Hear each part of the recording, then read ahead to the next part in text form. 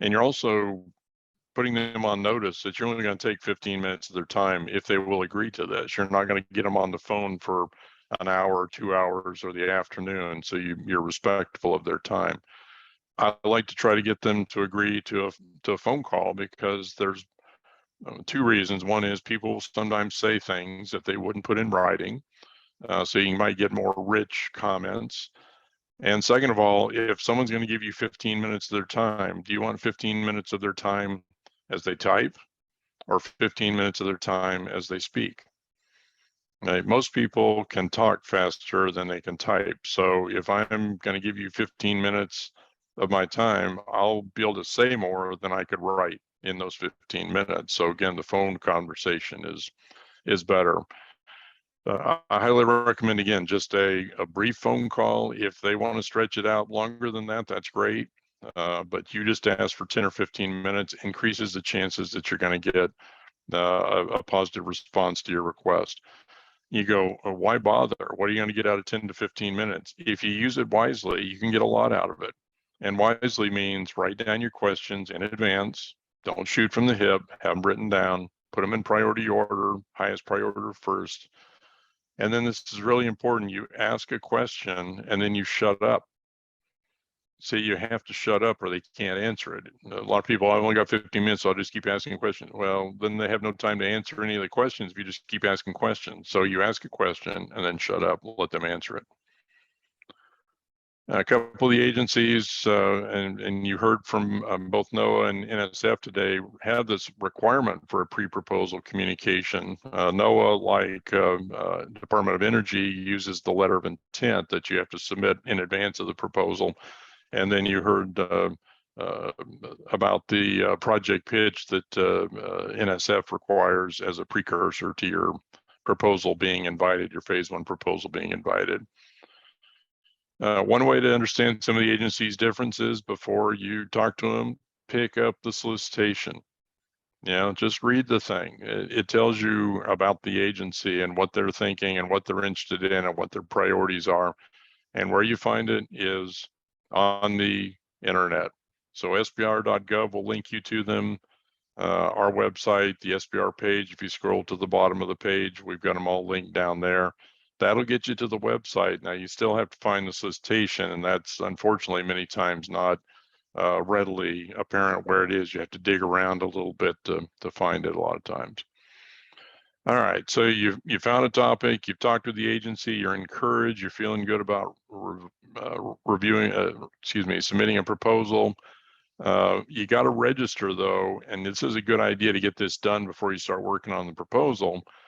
All the agencies now require electronic submission. Believe it or not, there was a time when you literally FedExed your proposal in paper form to the agency, and now they've all gone electronic. And all the agencies, as part of this, and this is not a pleasant thing, but they all require multiple registrations. It can be as many as 6 different registrations for some agencies. And the grant agencies are going to require you register and work through what's called grants.gov. And I showed you the screen for that a while ago. It's an electronic, its main purpose is for submission of proposals. It's been around a while now to serve all of the grant agencies. Now, NSF, again, has not gone into the Kool-Aid there and drank the Kool-Aid for grants.gov. They actually did briefly 1 year, I believe, under SBIR, and then went back to their own fast lane submission system.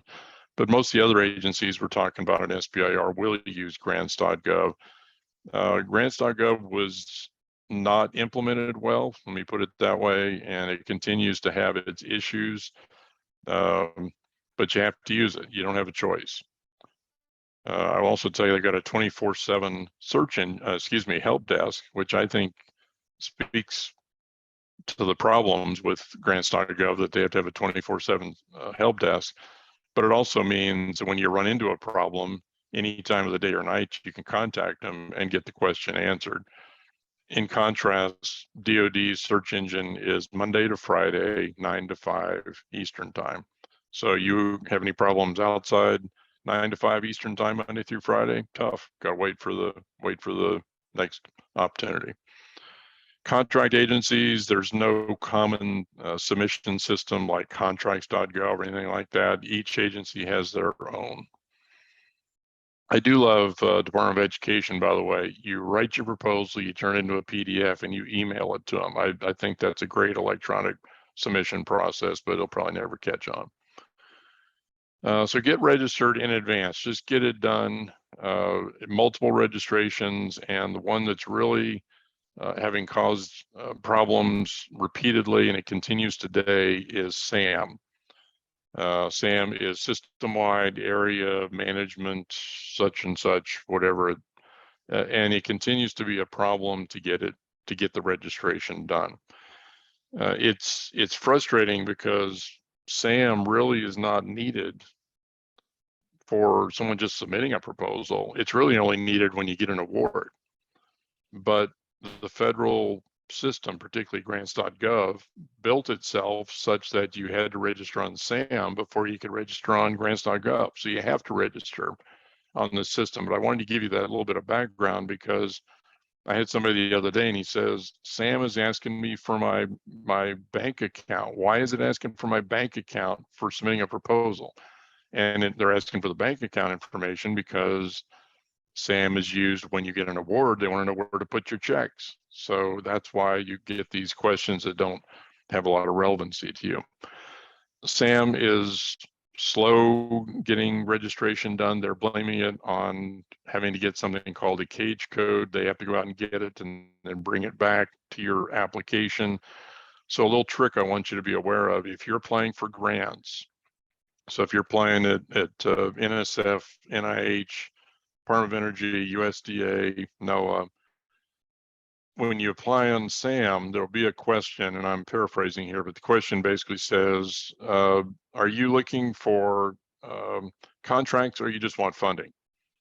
And what they're really trying to say is, are you interested in submitting for contracts and grants, or just contracts or just grants? And the answer ought to be all, anywhere you can get money. But as soon as you suggest that you're going to apply for contracts, that's when they have to go get this cage code. So if you're thinking about, for example, just applying to NIH and you're not registered on SAM, then the fastest thing when you get to that question is to say, I just want to be able to apply for grants. And that avoids the cage code, and your SAM registration will go through a lot faster. So a little detail there, but may save some of you from the headache of not being able to get your proposal submitted because of SAM. All right, so you get registered, then you got to draft this thing at some point. You got to write it. Now, as you're writing your proposal, realize you got to get through 3 wickets to get this thing funded. First of all, you got to get past the rules police. You know the rules police, don't you? These are the people in the agency with rulers, excuse me. And they measure the margins of your proposal. Oh, well, this is only 7/8 of an inch. Our minimum is 1 inch. Throw those aside. And then they look at the font. Oh, this would appear to be Helvetica. We don't allow Helvetica. Throw those aside. Oh, look at this. Here's a cover page with some check boxes that aren't checked. Throw that aside. And the rules police job is basically to go through and see if you paid attention to all the rules. And if you didn't, your proposal gets thrown in the circular file, in the trash can. You don't want this to happen to you guys. You put in all this effort, doing the homework, talking to the agency, writing the proposal, get it drafted, get comments, get it finalized, submit it, and it's thrown in the trash because you didn't check some boxes on the cover page. Don't let this happen to you. It happens to hundreds, in some cases, thousands of proposals a year. Don't let it happen to you. So, and you heard it from at least 2 of the agency speakers, and I'm going to reiterate it. Follow the instructions. Read the solicitation, follow the instructions, because that's what the rules police are relying on. Now, the good news is if you get past the rules police, you've eliminated some of your competition, right? Because their proposals got thrown in the trash. Now, you and the remaining proposals that are still viable will get a technical review. of both the quality of the research that you're proposing and its commercialization potential. A lot of variability across the agencies on who does this. Is it done internal to the agency, for example, or is it done by external reviewers? So I mentioned a while ago, I'm an NSF reviewer. I don't work for NSF. I am just a volunteer who does reviews for them. So I'm an external reviewer in that case. Matt Willis said Army, he's going to have all internal military reviewers looking at his proposals. But through some process, you're going to get your proposal reviewed for quality of the research you're proposing and its commercialization potential, and you'll get a score. Each agency does this differently. NIH, it's like golf. You'll get a score, a numeric score, and the lower score is better. The lower the score, the better. Others will debut excellent, very good, good, fair, poor. Everyone has their own process, but you'll get some score from this group of reviewers. Then what happens with that is the final decision has to be made about who's actually going to get funded. It can be a bit of a black box, this step number 3, because a lot of times this is done by the agency internal to their topic managers or even their SBIR program. An example I've got here, Department of Energy, a decade ago, they had their reviewers, step number 2, recommend 641 proposals, but DOE only had the budget for about a third of them.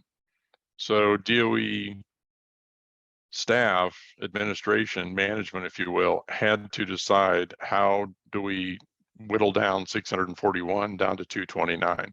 And that's a bit of a black box. There's things you'll hear like program balance and fairness of opportunity, some things that may go into that decision. I will tell you, and I got this question earlier today in another call, but the question was, if I qualify woman-owned or minority-owned, veteran-owned, disabled veteran-owned, does that help? And my response to him was, it's not going to hurt, and it could help. And my opinion, and I know any of my agency friends are still on, they'll probably scream and yell about this. I think it can make a difference at step number 3. And let's take the DOE example. I've got 641 proposals, and I got to whittle it down to only a third of that. And one of the proposals, let's just say, is from a female Hispanic disabled veteran living in a rural hub zone. Now, I actually have this client, so I'm not making this up. I have a client who, she is female, she is Hispanic, she is a disabled military veteran, and she lives in a rural hub zone. Now, my opinion is, if she's one of the 641 that DOE reviewers have said this is a high quality proposal and it deserves funding, why would DOE not fund her? You know, when they're trying to get more participation by women and minority-owned companies in SBIR, STTR, why would they not fund her? Now, I understand that she should not get preferential treatment at step 1 or step 2 in a program that's based on technical merit, as is SBIR, STTR. But I think by the time you get to step number 3, then that could be considered. So by way of an example, I'm suggesting that if you can qualify as woman-owned, minority-owned, veteran-owned, disabled veteran, located in a hub zone, located in a state which is geographically challenged, which I would argue Alabama would be in the case certainly of our friends at EPA, since April was so eloquent about, I need more participation by Alabama companies in my program, then those things could be taken into consideration at step 3 after you've been evaluated for technical merit. Don't believe that the rules police exist. This is actually the rules police criteria for Department of Energy years ago. But, you know, again, did you check all the boxes on the cover page? Did you ask for more than the maximum dollar amount? Is the font size too small? Very nitpicky stuff. But boy, you don't follow the nitpicks, they reserve the right to throw your proposal in the trash. So again, I'll reiterate what you heard from the agencies. Follow the instructions. It helps get you past the rules police. And it also, frankly, helps you organize this proposal the way the agency wants to see it. A quick example of the latter, NSF says, okay, here is kind of the format of how we think the technical proposal should look. And the first section is elevator pitch, followed by commercial opportunities. Now, I have seen people take that section and rearrange it. Now, what are you telling NSF when you rearrange that section? Well, basically, you're telling NSF that they're stupid. They don't know how to organize proposal. You know a better way to organize it than they do. I don't think you're going to win a lot of friends or get a lot of things funded if you tell the agency that they're stupid. And the agency, NSF, is trying to tell you, in my opinion, by organizing that proposal the way they want it, that this is what is most important to them. This is what they worry about. This is what they don't see companies focusing enough on in terms of that commercial opportunity. And that's why they put it up front. So take the instructions, use it. And when it says, we strongly suggest you follow this order, this format, do it. Just treat that as a mandate. So briefly, let's look at several of the major agencies. DoD organized your proposal into volumes. It will have 6 volumes. These are very small volumes, like volume number 1, the cover sheet's like 1-2 pages. Technical volume, very important. This is an org chart, visual fashion, kind of what goes into the various parts of the proposal at DoD. So you can see technical volume there has a whole bunch of subsections that they're looking for. At the same time, realize that that's the general DoD proposal, and there's actually, in my opinion, 3 flavors of DoD instructions and what they want out of you in terms of BAAs and solicitations. The first are the regular ones. These are the ones that come out 3 times a year. This is the bread and butter of DoD. This is the third one was canceled this fiscal year, as I mentioned earlier. Then there are what are called the out-of-cycle BAAs, and these are really interesting, where a component of the military just on almost like a whim says, okay, we're putting out a topic on so-and-so, and they just do it on the 26th of August. And they put a deadline of September 29th on it, and they just kind of pop it out there. So it's not in the standard ones up here. It's in just kind of when they feel like they have a topic ready to go out. Well, to back that up, they have to have kind of a solicitation or BAA that provides the general instructions and all the legalities, if you will. In the old days, like last year, Army, DARPA, and the others did their own out-of-cycle solicitations. DoD said, okay, we're just going to put out one for all of our components. So there is now something called the annual BAA. That's the term they like, is annual BAA. One for SBIR, one for STTR. The Department of Defense puts it out, and then the components of DoD can use it for all of these out-of-cycle topics that they want to pop out at any given time. Then there is the AFWERX has their own BAA, and there may be others at some point, but right now AFWERX is the one primarily that works with its own BAAs outside of the regular solicitations, outside the out-of-cycle ones.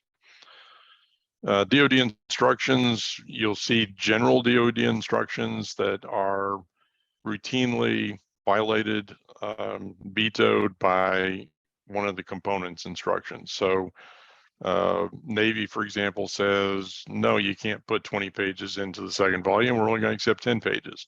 Interestingly, they want the same sections covered, but they only give you half as many pages. AFWERX says, really, we don't want to see pages of text. We want to see up to 25 PowerPoint slides as your volume 2. And oh, by the way, then put a textual statement of work in volume 5. So they, each component's kind of doing its own thing. And the question becomes, if there's a conflict between what the general DoD instructions say and what the agency wants, what the individual component wants, what do you do? Unfortunately, there's not a clear veto of one over the other. And if you can't figure out which one takes precedent, then it's a good idea to contact the the DoD SBIR office or the components office at Army, AFWorks, Navy, or whoever. National Institutes of Health, not to be outdone by the military, this would be the format of the NIH proposal. A lot of forms. The blue things, the blue boxes here are forms. The green things are PDFs that you are writing to attach to those forms. So you download this packet of forms from grants.gov for the NIH phase 1, and then you're writing a whole bunch of documents that you then finalize, convert to PDF, attach to the grants.gov forms, and send it back in. The key out of all these forms and documents are the 3 circled in the red dotted line down there, which are basically the introduction. And you go, okay, so I have to do an introduction. Well, actually, you don't do an introduction unless you're resubmitting this proposal. NIH allows you to resubmit your grant proposal.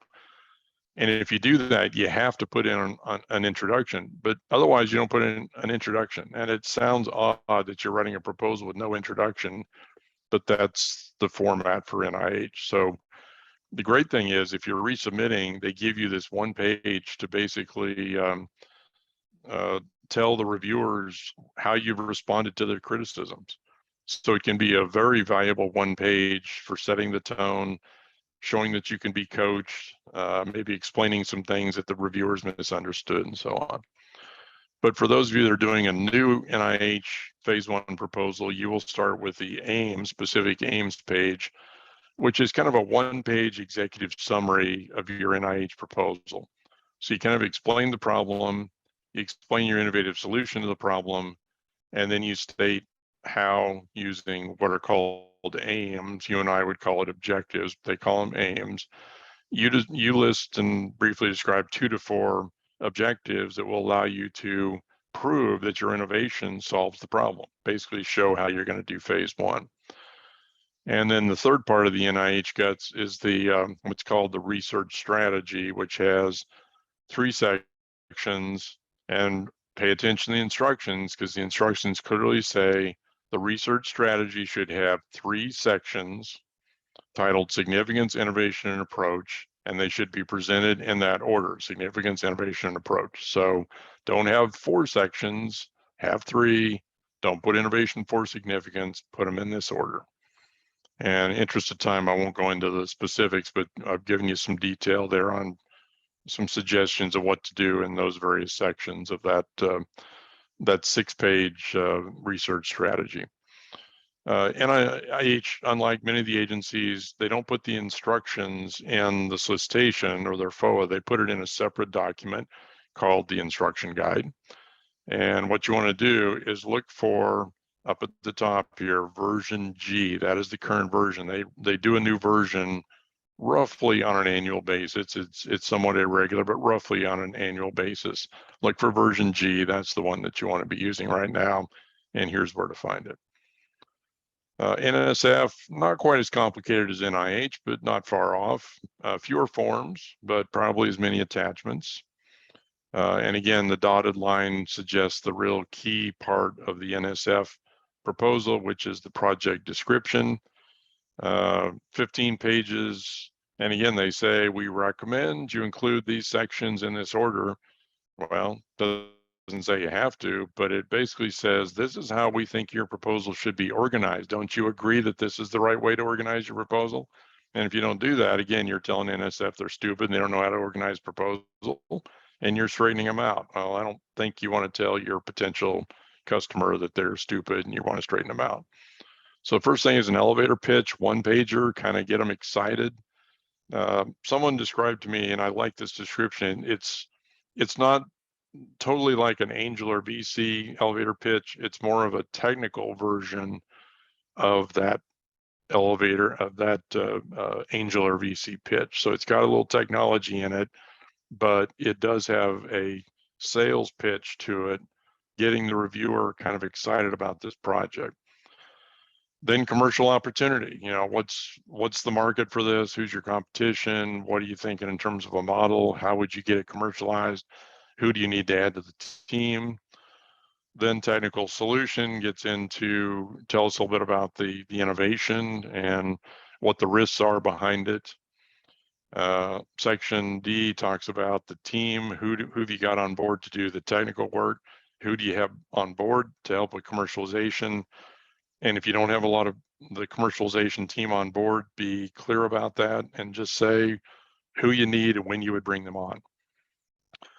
Then section E, intellectual merits, and this is the second to the last section, but this is the most important section to half of your NSF reviewers, and these are the technical reviewers. They want to see this section in all of its gory detail. What are the technical objectives? What are the tasks required to reach those objectives? What are your milestones? What's your R&D plan? What's your timeline? So even though it's buried way back here at the 5th section out of 6, realize it's a critically important section and deserves a lot of attention. But again, I would put it in the 5th place in terms of the order of the sections here.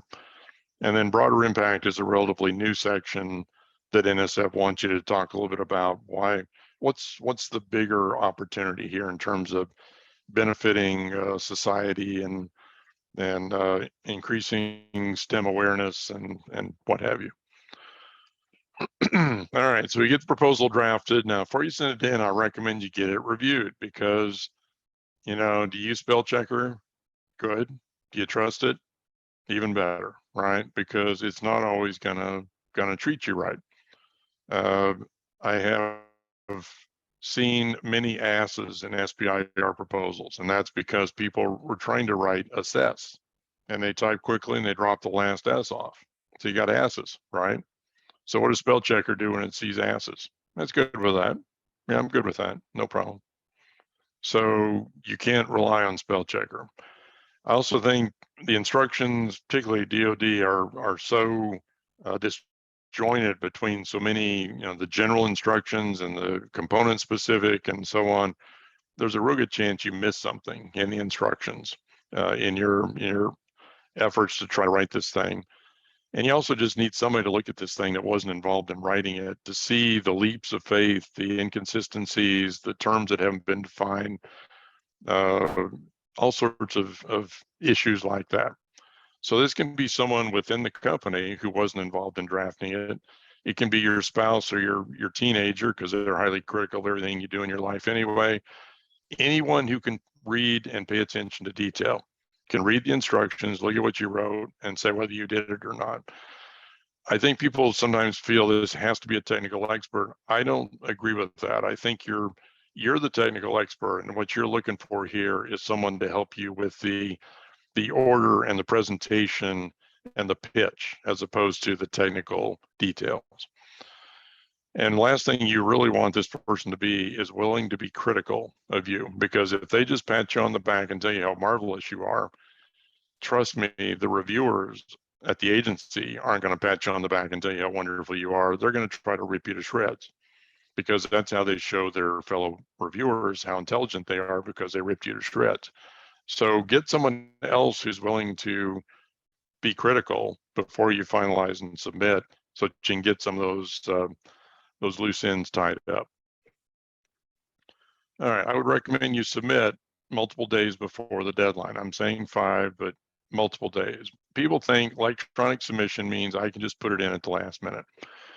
The guy who used to run Department of Energy's SBIR program told me that they got literally 90% of their proposals in the last 15 minutes before the deadline. Now, you're really running risks to put your proposal in with thousands of other people in a system that may not be prepared to handle thousands of proposals at one time. So you got to be prepared for, if you do that, the thing crashing. And this happened to Department of Defense maybe 6-7 years ago. Their system crashed because people waited till the last minute to submit. Just figure things are going to go wrong. I mean, something's not going to work. I mean, the website's going to be down for maintenance. Your internet connection is going to be unstable.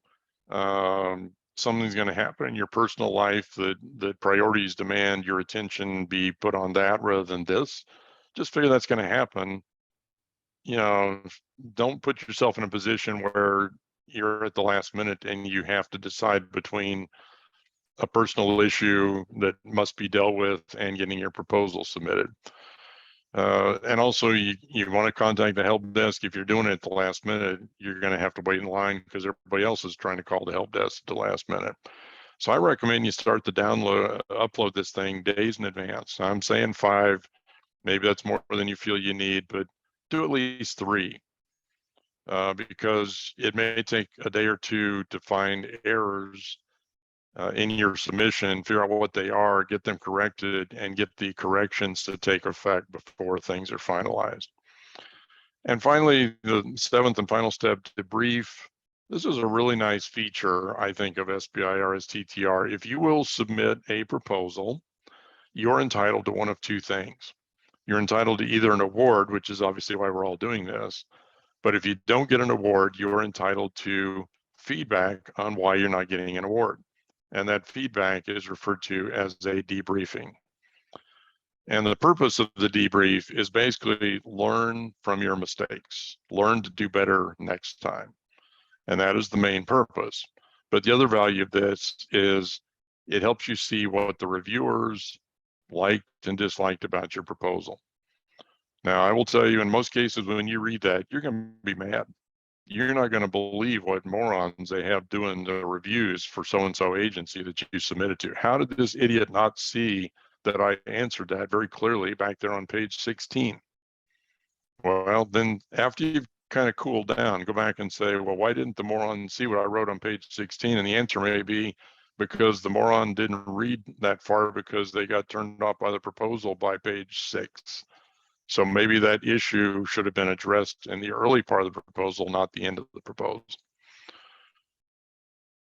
The other value in the debrief is if the agency allows resubmissions, is this worthy of a resubmission? Now, contract versus grant, I've been talking about this all webinar long here. If it's a grant agency, there's a real good chance they allow a resubmission of the proposal. NIH does this, and I think Stephanie mentioned that kind of routinely, resubmission. It's just kind of part of the routine. NSF allows it. It's a little more difficult to do because you have to repeat the project pitch, but you can do it there. The contract agencies, in contrast, with the exception of AFWERX, Helena and AFWERX, in most cases you can't resubmit for the military. But if you're allowed to resubmit, read the debrief, and what does it tell you? If it tells you things that are basically fixable, you can do this, you can repair this, you can better explain that, you can add some more data over here, you can do more samples over there, then that's a good resubmission opportunity. As opposed to if the debrief says, this is the most lame, stupid, dumb, idiotic, childish, bizarre, foolish proposal I've ever seen in my life, that's not probably going to be fixable on a resubmission. But frankly, I very seldom see reviews that have that kind of message. Now, even if you win, I recommend you ask for a debrief. Those of you submitting to grant agencies, you will get the debrief automatically, win or lose. The contract agencies tend to say, if you lose, you have to ask for the debrief, then we give it to you. And if you won, well, why do you need a debrief? You won. Well, I think you want the debrief if you won because your proposal was not perfect. There is no such thing as a perfect proposal. There's probably things they didn't understand. There's things they wish you would have done differently. There are things they wish you would add to your proposal, to your project that you didn't include. So what you do, in my opinion, is have the kickoff meeting, which is typically what you do with the military SBIR STTR project. During the kickoff meeting, you just ask, was there anything about our proposal that you weren't clear on? Was there anything about our proposal that you were concerned about?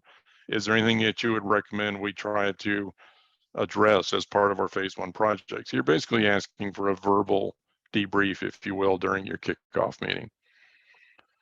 Why should you resubmit? This is from one of the institutes at NIH, specifically National Cancer Institute, the largest in terms of their SBIR STTR programs. Original submissions, about 14% of proposals are awarded.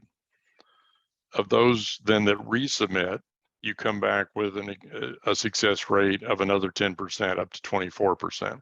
So by resubmitting, you increases your chance of success by by roughly 10%. So well worth the effort. And finally, and I won't go through these, but just for your reading pleasure at a later time, I've just listed some things that the agencies talk about are common mistakes that frustrate them. First for the military, then NIH, and finally for National Science Foundation. But with that, let me turn it back over. I think Catherine's going to kind of shepherd the final Q&A and kind of close us out for the afternoon. So Catherine, let me turn it back over to you. Thanks so much, Jim. Thank you for everybody for joining us. Please either, I mean, we're a fairly small group at this point, so if you want to come off mute and ask your questions, that's perfectly fine. If you're camera shy and would rather drop them in the chat, I'm monitoring the chat. While we wait for folks, though, we have gotten a lot of, this is very helpful. Thanks to everyone involved. It's been a great workshop. And just want to let you know that it took a whole team of us, led by BioAlabama, Rachel in particular, to pull this together. And so the majority of the thanks goes to her in making today happen. I dropped my LinkedIn in the chat as well. If you'd like to connect with me, or if you'd like to connect with the other folks on this call, please drop your LinkedIn or contact information in the chat. And just as a reminder, we are recording the sessions and they'll be available, both the slides as well as the recording, shortly after the workshop. So any questions that you've got at this point, feel free to come off mute or drop them in the chat.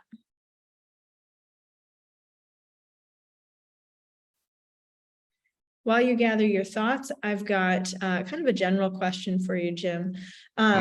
First-time applicants, the solicitations being 45 to 50 pages long are incredibly overwhelming. Any tips or tricks to kind of organize at least not the technical part, but those box checking aspects of, minimum of 10 pages, maximum of 15, make sure the bio sketches are here and there. Any tips on how to organize that information? One thing I see people do, and I this is not my style, but I see a lot of people do this, is they'll outline one of the documents, say the project narrative, and they'll actually write in the instructions right at the top, and they'll put it in like a blue ink to remind them that they want to pull this out. But that kind of helps them remember, what does that section cover? What does the agency want you to cover in that section?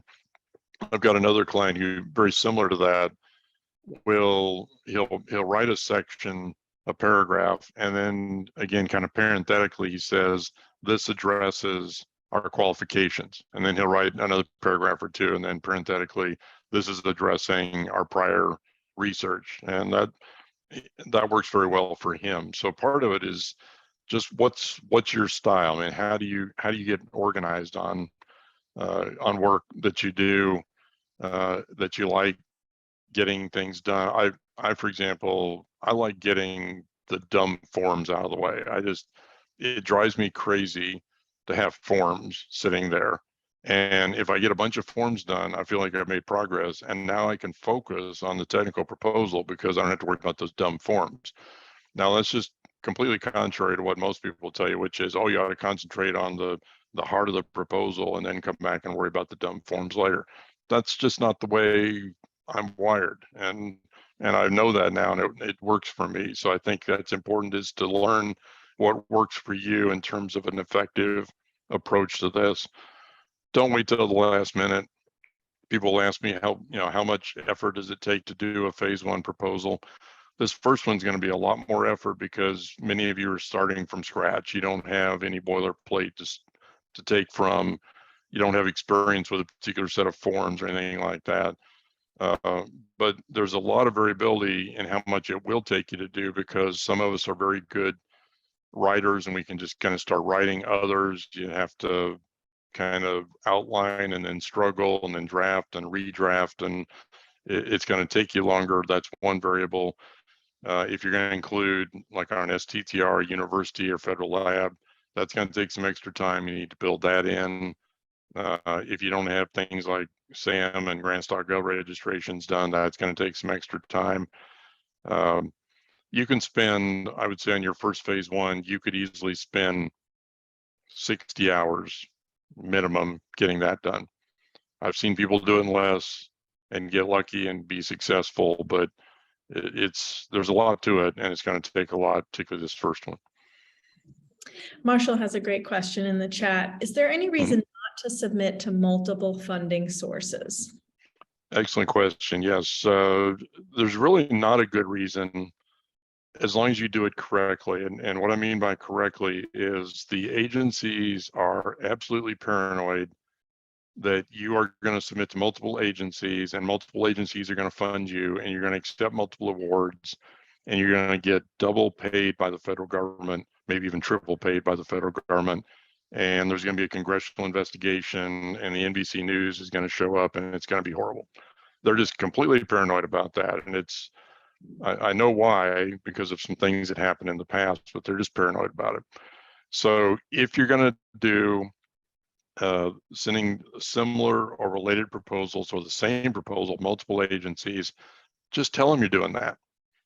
There'll be a section, and unfortunately it's not consistently titled, and it's not in the same portion of the proposal at all agencies, but there'll be somewhere where they'll ask, are you sending a similar related proposal somewhere? And you just disclose it. Yes, I am sending a similar proposal.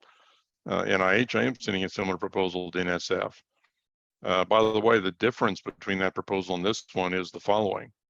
And by the way, I understand it would be illegal for me to accept multiple awards for the common research, and I have no intention of doing so. So you've disclosed, you've helped them understand there really are some significant differences, and you're honest. You understand the rules, and you're going to live by them. With that in mind, Marshall, I think it's great to submit the same basic proposal multiple places, because you're getting multiple chances of getting it funded.